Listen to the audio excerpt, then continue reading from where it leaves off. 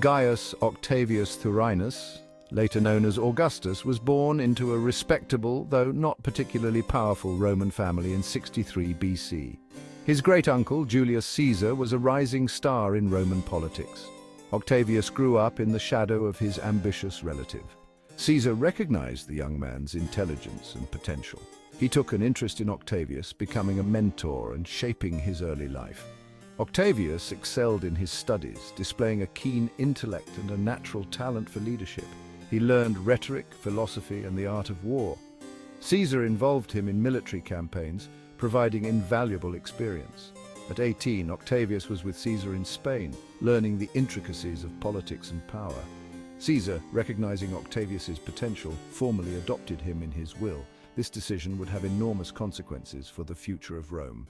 When Caesar was assassinated in 44 BC, Octavius was a young man of 18, thrust onto the world stage with a heavy legacy to uphold.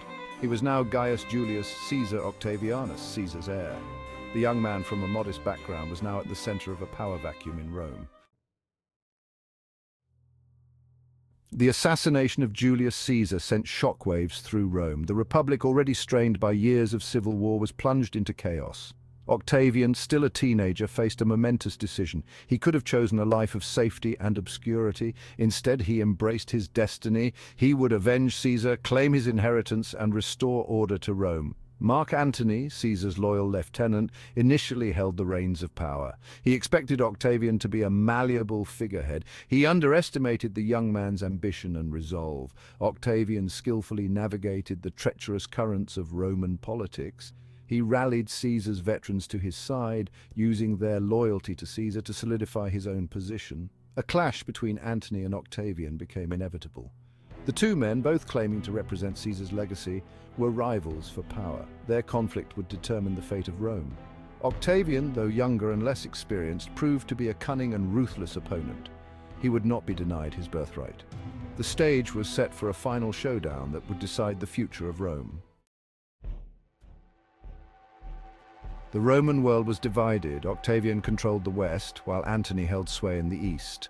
A third force emerged in the form of Marcus Lepidus, another of Caesar's generals.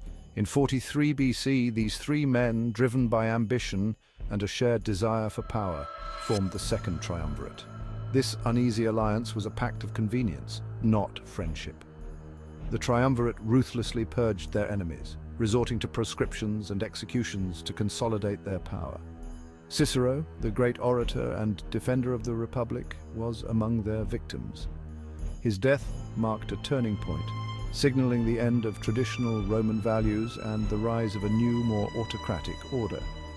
While the Triumvirate restored a semblance of order, it was a temporary solution. The alliance was fraught with tension, the ambitions of the three men constantly clashing. Lepidus was soon sidelined, his power stripped away by his more ambitious colleagues. The true rivalry was between Octavian and Antony. Their conflict would soon erupt into open warfare. The rivalry between Octavian and Antony culminated in the Battle of Actium in 31 BC.